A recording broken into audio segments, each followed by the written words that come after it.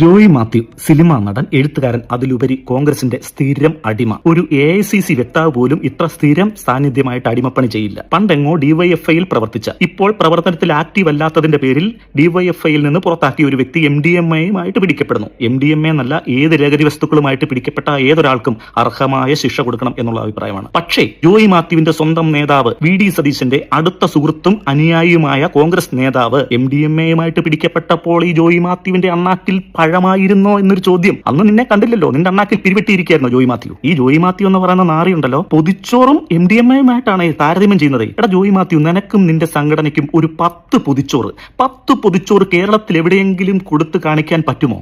ഞാൻ വെല്ലുവിളിക്കുകയാണ്. ഈ വയനാട്ടിൽ നിന്റെ നേതാവുണ്ടല്ലോ, ആഗോള നേതാവ് രാഹുൽ ഗാന്ധിയും പ്രിയങ്ക ഗാന്ധിയും ഒക്കെ വന്ന് തറക്കല്ലിട്ടിട്ട് പോയിട്ട് ദിവസം എത്രയാണ്? നിനക്ക് അതിനെക്കുറിച്ച് ഒരക്ഷരം മിണ്ടാൻ നിനക്ക് പറ്റുമോ? വയനാട് ദുരന്തത്തിൽപ്പെട്ടവർക്ക് ആക്രി പെറുക്കി വെറ്റ് DYFI എന്നൊരു പ്രസ്ഥാനം എത്ര വീടുകൾ ചെയ്തു കൊടുത്തെന്നറിയാമോ? നീ വിശ്വസിക്കുന്ന നിന്റെ യൂത്ത് കോൺഗ്രസ്സുകാരെ കൊണ്ട് ഒരു 10 കുടുംബത്തിന് വീട് വെച്ചു കൊടുക്കാൻ പറ്റിയോ?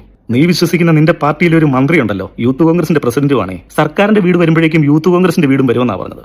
അതിനെക്കുറിച്ച് ഒരു അക്ഷരം നിനക്ക് ചോദിക്കാനില്ലല്ലോ, മിണ്ടാനില്ലല്ലോ. നിന്റെ നേതാവുണ്ടല്ലോ കോൺഗ്രസിലെ ആഗോള വേടി രാഹുൽ ബാങ്കൂട്ടത്തിൽ, അവന്റെ വിഷയത്തിൽ നിന്റെ അണ്ണാക്കി പിരിവെട്ടിയിരിക്കുകയായിരുന്നല്ലേ. ഇതൊക്കെ ചോദിക്കാതെ മലയാളികളായിരിക്കും ഈ കോണത്തിലെ ഡയലോഗ് കൊണ്ട് വന്നു കഴിഞ്ഞാണ്ടല്ലോ തിരിച്ചു ചോദിക്കാൻ ഇവിടെ മലയാളികളുണ്ടേ. ഈ പൊതുസമൂഹത്തിൽ നിന്നെയൊക്കെ നഗ്നനായി നിർത്താൻ ഇവിടെ ആൾക്കാരുണ്ടേ.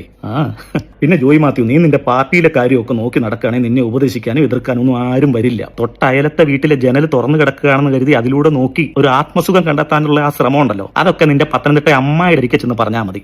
ആ കൊണയടി ഞങ്ങളുടെ അരികിലേക്ക് വേണ്ട. പിന്നെ ജോയി മാത്യു, നീ ഈ പൊതിച്ചോറിനെ ഇത്രമാത്രം ഭയപ്പെടുന്നുണ്ടെങ്കിൽ, എതിർക്കുന്നുണ്ടെങ്കിൽ, കേരളത്തിൽ പൊതിച്ചോറ് DYFI കൊടുക്കുന്നത് ഒരു വിജയം തന്നെയാണ്. നിന്റെ ആഗോള നേതാവ് മുതുവാണൻ രാഹുൽ മാങ്കൂട്ടത്തിലുണ്ടല്ലോ, അവനെയൊക്കെ സപ്പോർട്ട് ചെയ്ത് നീ ഇങ്ങനെ കൊണ്ടു നടന്നു തലയിൽ എഴുന്നള്ളിച്ച്. കോൺഗ്രസ് ചെറുപ്പക്കാർ കണ്ടോ ആ രാഹുൽ മാങ്കൂട്ടത്തിലും ഷാഫി പറമ്പിലൊക്കെ മിടുക്കന്മാരാ.